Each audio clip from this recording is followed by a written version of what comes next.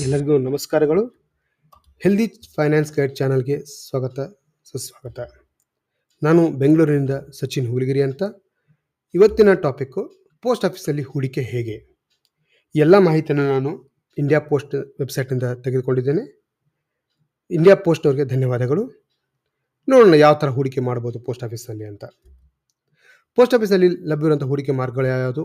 ಎಲ್ಲರಿಗೂ ಲಭ್ಯವಿರುವಂಥ, ಜನಸಾಮಾನ್ಯರೆಲ್ಲರಿಗೂ ಲಭ್ಯವಿರುವಂಥ ಹೂಡಿಕೆಗಳು savings bank account, term deposit TD, RD recurring deposit, MIS monthly income scheme, PPF public provident fund, NSC national saving certificate ಮತ್ತು KVP Kisan Vikas ಪತ್ರ ಅಂತ. ಇದಲ್ಲದೆ ಜನಸಾಮಾನ್ಯರಿಗಲ್ಲದೆ ಹಿರಿಯ ನಾಗರಿಕರಿಗೂ ಕೆಲವು ಸೇವಿಂಗ್ಸ್ ಸ್ಕೀಮ್ಗಳನ್ನು ಓಪನ್ ಮಾಡಿದ್ದಾರೆ. ಅದು ಅವರಿಗೆ ಮಾತ್ರ ಅನ್ವಯಿಸುತ್ತೆ.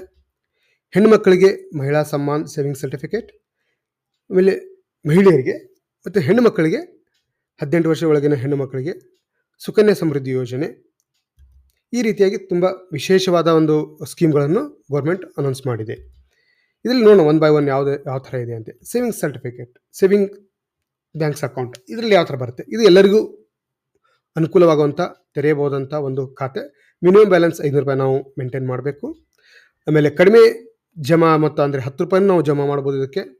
ಆಮೇಲೆ ಕಡಿಮೆ ತೆಗೆಯುವ ಮೊತ್ತ ಅಂದರೆ ನಾವು ದುಡ್ಡನ್ನು ವಾಪಸ್ ತೊಗೋಬೇಕಾದ್ರೆ 50 ರೂಪಾಯಿ ಕನಿಷ್ಠ ತೆಗೆದುಕೊಳ್ಬೇಕಾದಂಥ ಅಮೌಂಟು.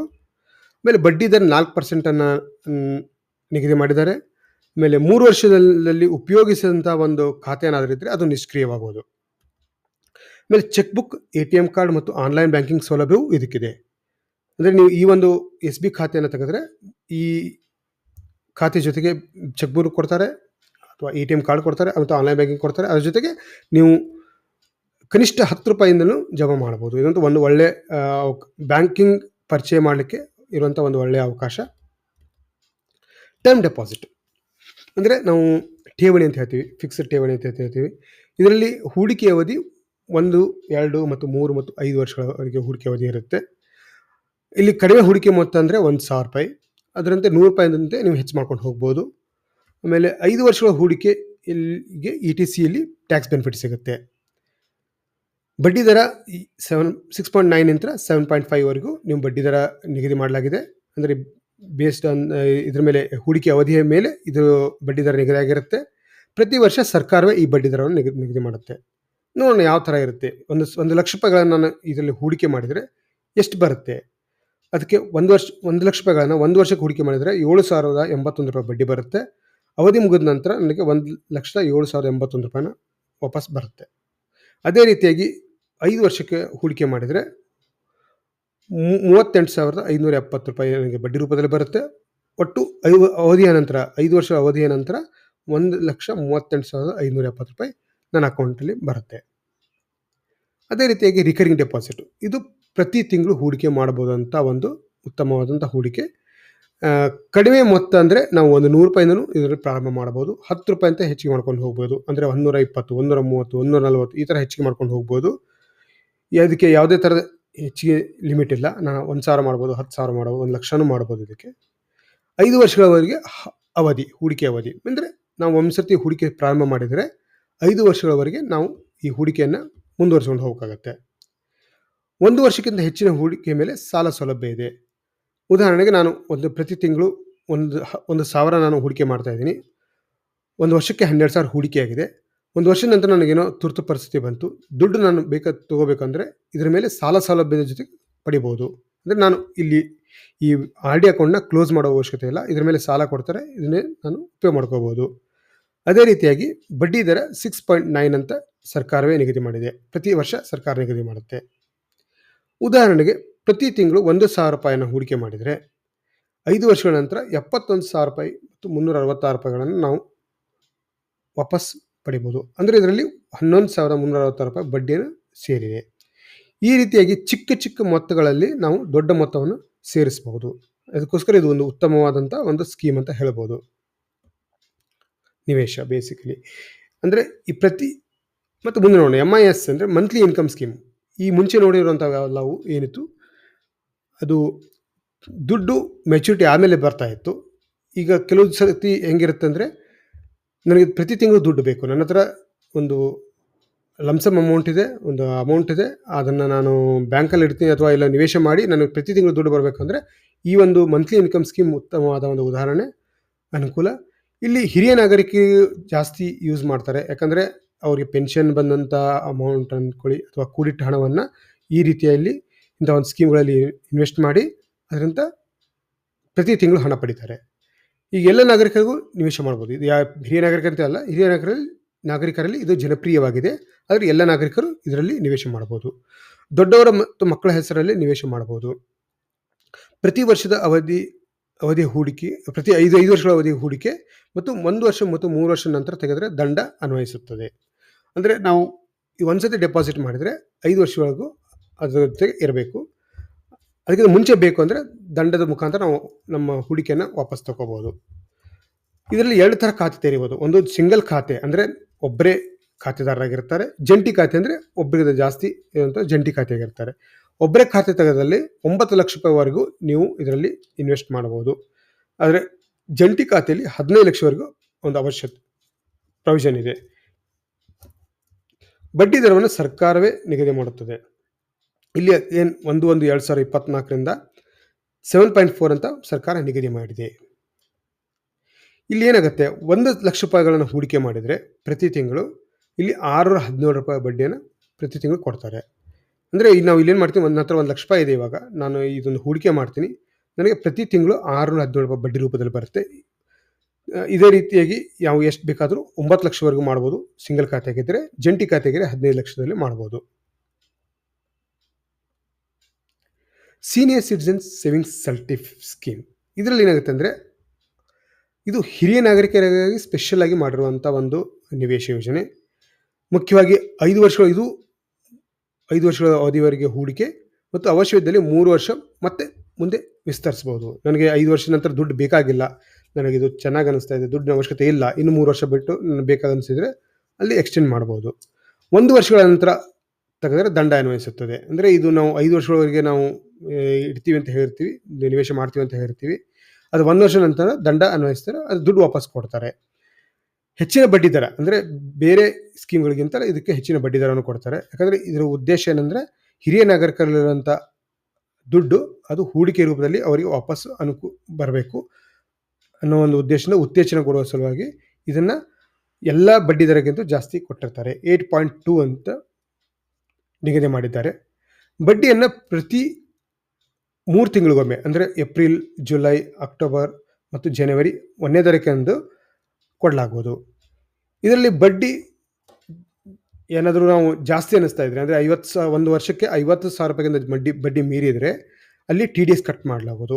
ಈ ನಿಮಗೆ TDS ಕಟ್ ಮಾಡೋದು ಬೇಡ ಅಂದರೆ, TDS tax deducted at source ಅಂತ, ಬಡ್ಡಿ ಕಟ್ ಮಾಡ್ಕೊಂಡ್ಬಿಟ್ಟು ಅದನ್ನು ಉಳಿದಂಥ ಅಮೌಂಟ ನಿಮ್ಮ ಅಕೌಂಟಿಗೆ ಹಾಕ್ತಾರೆ. ಇದು ಬೇಡ ನನಗೆ ಅಂದರೆ ನೀವು 15G ಅಥವಾ 15H ಕೊಟ್ಟರೆ, ಆ ಫಾರ್ಮನ್ನು ಕೊಟ್ಟರೆ, ಡಿಕ್ಲರೇಷನ್ ಕೊಟ್ಟರೆ ಅದಕ್ಕೆ ಕಟ್ ಮಾಡುವುದಿಲ್ಲ.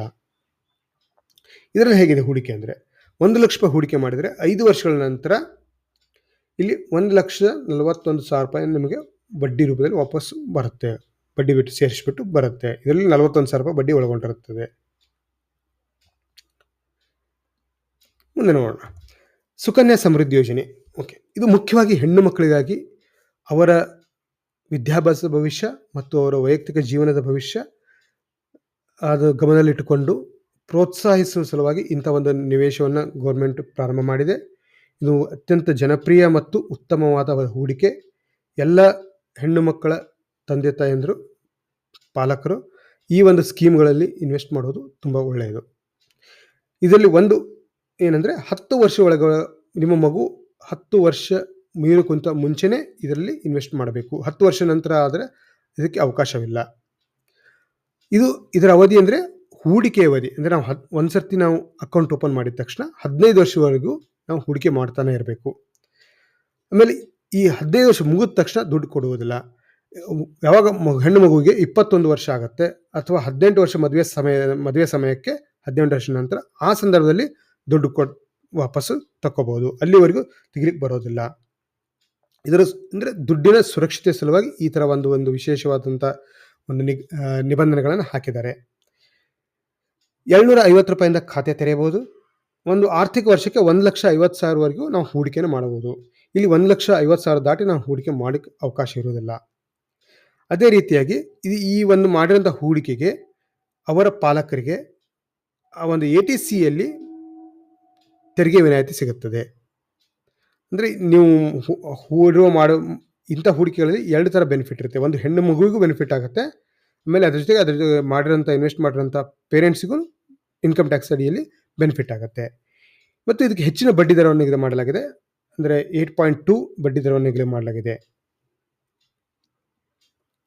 ಪಬ್ಲಿಕ್ ಪ್ರಾವಿಡೆಂಟ್ ಫಂಡ್ ಇದು ಎಲ್ಲ ಬ್ಯಾಂಕ್ಗಳಲ್ಲೂ ಈ ಒಂದು ಪಬ್ಲಿಕ್ ಪ್ರಾವಿಡೆಂಟ್ ಫಂಡ್ ಇದೆ. ಅದೇ ರೀತಿಯಾಗಿ ಪೋಸ್ಟ್ ಆಫೀಸ್ನಲ್ಲೂ ಪ್ರಾವಿಡೆಂಟ್ ಫಂಡ್ ಇದೆ. ಅದು ಅತ್ಯಂತ ಸುರಕ್ಷಿತವಾದ ಹೂಡಿಕೆ.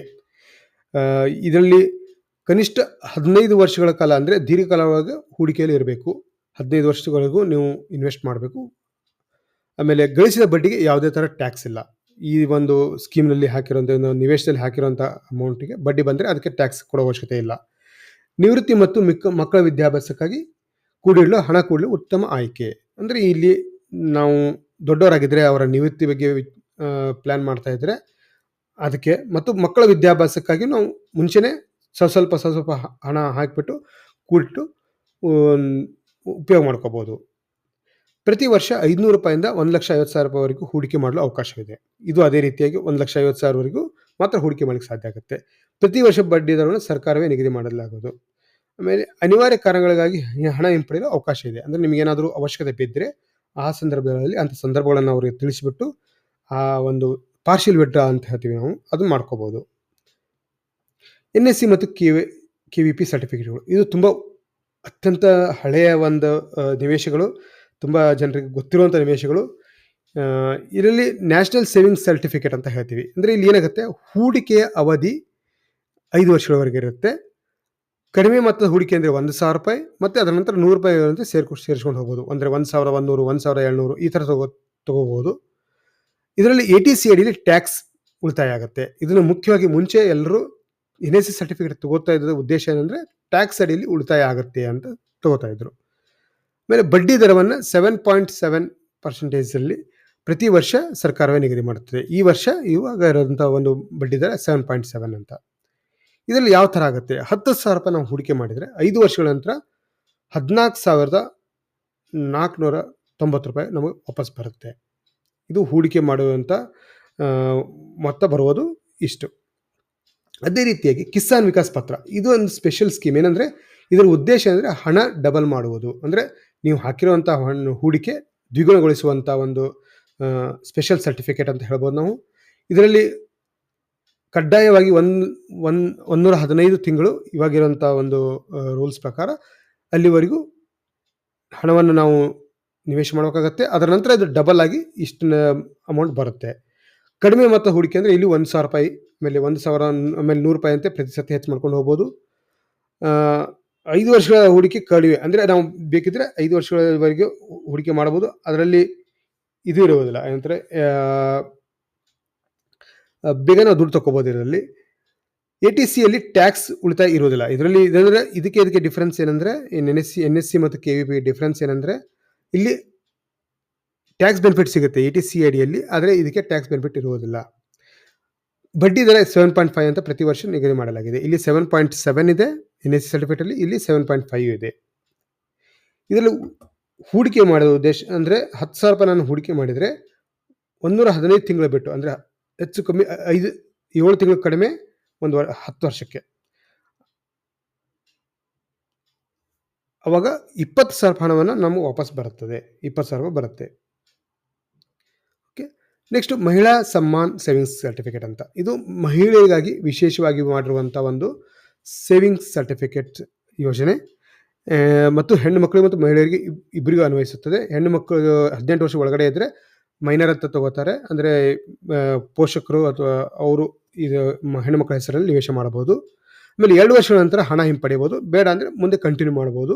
ಕಡಿಮೆ ಮೊತ್ತ ಹೂಡಿಕೆ ಅಂದರೆ 1,000 ರೂಪಾಯಿ, ಒಂದು 100 ರೂಪಾಯಿ ಹೆಚ್ಚು ಮಾಡ್ಕೊಂಡು ಹೋಗ್ಬೋದು. ಪ್ರತಿ ವರ್ಷದ ನಂತರ ಹೂಡಿಕೆ ಹಣದಲ್ಲಿ, ಆಮೇಲೆ 1 ವರ್ಷದ ಹೂಡಿಕೆಯಲ್ಲಿ 40% ಹಿಂಪಡೆಯಬಹುದು. ಅಂದರೆ ನಾನು ಇನ್ವೆಸ್ಟ್ ಮಾಡಿದಂಥ ಹಣವನ್ನು 2 ವರ್ಷಗಳಿಗೂ ಇಟ್ಕೋಬೇಕು. ಇದನ್ನು ಇಲ್ಲದೆ ಇದ್ದರೆ ನಮಗೆ ಅವಶ್ಯಕತೆ ಬಿದ್ದಲ್ಲಿ 1 ವರ್ಷ ನಂತರ 40% ವಾಪಸ್ ನಾವು ಪಡಿಬೋದು. ಬಡ್ಡಿ ದರವನ್ನು ಸರ್ಕಾರವೇ ನಿಗದಿ ಮಾಡುತ್ತದೆ 7.5. ಇಲ್ಲಿ ಹೂಡಿಕೆ ಬಂದ್ಬಿಟ್ಟು ₹1,00,000 ನಾವು ಹೂಡಿಕೆ ಮಾಡಿದರೆ 2 ವರ್ಷಗಳ ನಂತರ ₹1,03,785 ಬಡ್ಡಿ ಸೇರಿ ದುಡ್ಡು ವಾಪಸ್ ಬರುತ್ತೆ.